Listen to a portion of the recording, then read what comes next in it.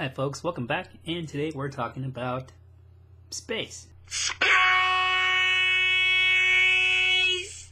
Now, a few weeks back I did a vlog about technology, about where it is and what it's doing and how it's evolving and not evolving. And one of those things I talked about is how in the 60s we went to the moon. Space has been a big topic in the news lately. Success of certain milestones. There was the Rosetta spacecraft, which landed on a comet. A secret shuttle that the Air Force owned, which is drone-based, spent 2 years in low Earth orbit without anyone ever knowing about it. And to top that off, NASA is currently working on the Orion space capsule, which is designed to take astronauts for further distance in space. It's very likely by the time 2030 rolls around, we'll have manned missions to Mars. But NASA is not the only one making these claims that they're going to get to Mars. The Netherlands is actually trying to man a mission to Mars, and they're currently recruiting people to go to Mars for a one-way trip. And the kicker is they plan to fund the whole thing by turning it into a reality show eventually.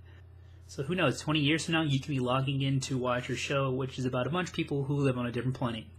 Which makes that probably the best reality show to ever exist. But now that we're toying with the idea that humans are now going to become an interplanetary species, not to mention opens up a whole array of social arguments like, what kind of person would want to go to Mars on a one-way trip? What would be the challenges of living on Mars day to day? I mean, it's a airless atmosphere, it's cold, there's no radiation shielding in the environment.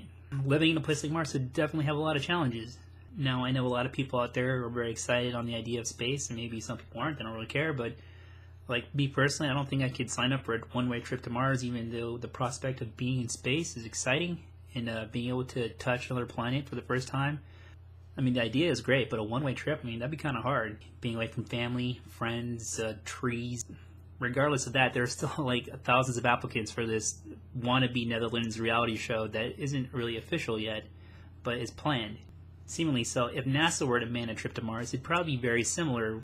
It'd probably be a one-way trip at first, probably establish some kind of base and some kind of habitation, and maybe one day we could have return trips to Mars, and that'd be kind of cool.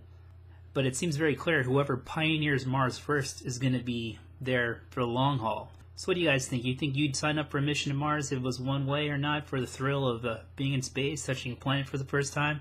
Or are you like me, where you just want to, live with people? Comment down below. Please subscribe.